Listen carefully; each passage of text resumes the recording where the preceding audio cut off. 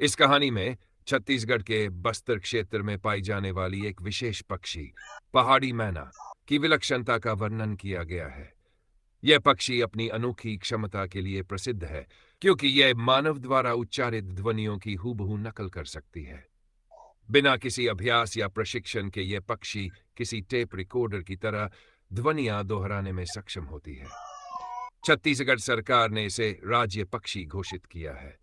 यह पक्षी केवल बस्तर संभाग के जंगलों और पहाड़ों में पाई जाती है। इसके साथ ही छत्तीसगढ़ राज्य के अन्य प्रतीक चिन्हों में साल वृक्ष और अरना भैंसा, जंगली भैंसा शामिल है। और पहाड़ी मैना। भारत की तत्कालीन प्रधानमंत्री इंदिरा गांधी जब बस्तर दौरे पर आई थी, तब वे नारायणपुर भी गई। वहां उन्होंने एक पिंजरे में बंद पहाड़ी मैना को देखा, जो उनकी ही आवाज को बिल्कुल सही आरोह अवरोह और बलागात के साथ दोहरा रही थी। पहले तो उन्हें विश्वास नहीं हुआ, लेकिन जब उन्होंने खुद मैना से संवाद किया और उसने उनकी बातों को हूबहू दोहराया, तो वे चकित रह गई। इस घटना के बाद पहाड़ी मैना की ख्याति और भी बढ़ गई। लेख और पहाड़ी मैना। बस्तर के मुख्यालय जगदलपुर में जब लेखक हिंदी के प्राध्यापक के रूप में पहुंचे, तब तक इंदिरा गांधी और पहाड़ी मैना की यह घटना किंवदंती बन चुकी थी।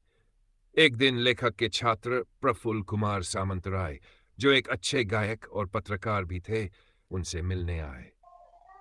प्रफुल्ल जब बैलाडीला की अयस्क खदानों की रिपोर्टिंग के लिए वन क्षेत्र में जा रहे थे, तब उन्होंने लेखक से पूछा कि वे उनके लिए वहां से क्या लाएं। इस पर लेखक की पत्नी ने सहज रूप से कहा, माड़ी मैना। बस्तर की बोली में माड़ी का अर्थ पहाड़ी होता है। प्रफुल्ल ने लौटते समय एक तीली से बना सुंदर पिंजरा लाया, जिसमें एक नन्ही सी पहाड़ी मैना थी। यह पक्षी निरीह, सुंदर और अनोखी प्रतिभा से युक्त थी। जब प्रफुल्ल ने हल्बी भाषा में उससे बात की, तो उसने तुरंत उसी ध्वनि को दोहरा दिया।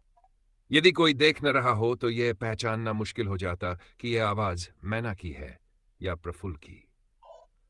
मैना की देखभाल और उसकी मृत्यु। लेखक ने इस मैना का नाम अरण्यप्रिया रखा और उसकी देखभाल के लिए सभी आवश्यक सावधानियां बरतीं।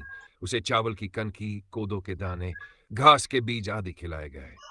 यह पक्षी लेखक के लिए केवल एक जीव नहीं, बल्कि एक प्रकृति का उपहार थी। धीरे धीरे लोगों को इस पक्षी की विशेषता का पता चला, तो महाविद्यालय के कई लोग उसे देखने लेखक के घर आने लगे। कोई सीटी बजाकर उसे सुनने की कोशिश करता, कोई हंसता, कोई बोलता, और मैना सबकी आवाज की नकल करती। लेकिन कुछ ही दिनों बाद मैना धीरे धीरे उदास और कमजोर दिखने लगी। एक दिन लेखक ने सुबह दरवाजा खोला तो देखा कि पिंजरा उसी स्थान पर लटका था, लेकिन मैना की नन्ही सी देह निष्पन्न थी। ठंड और कृत्रिम माहौल के कारण उसकी मृत्यु हो गई थी।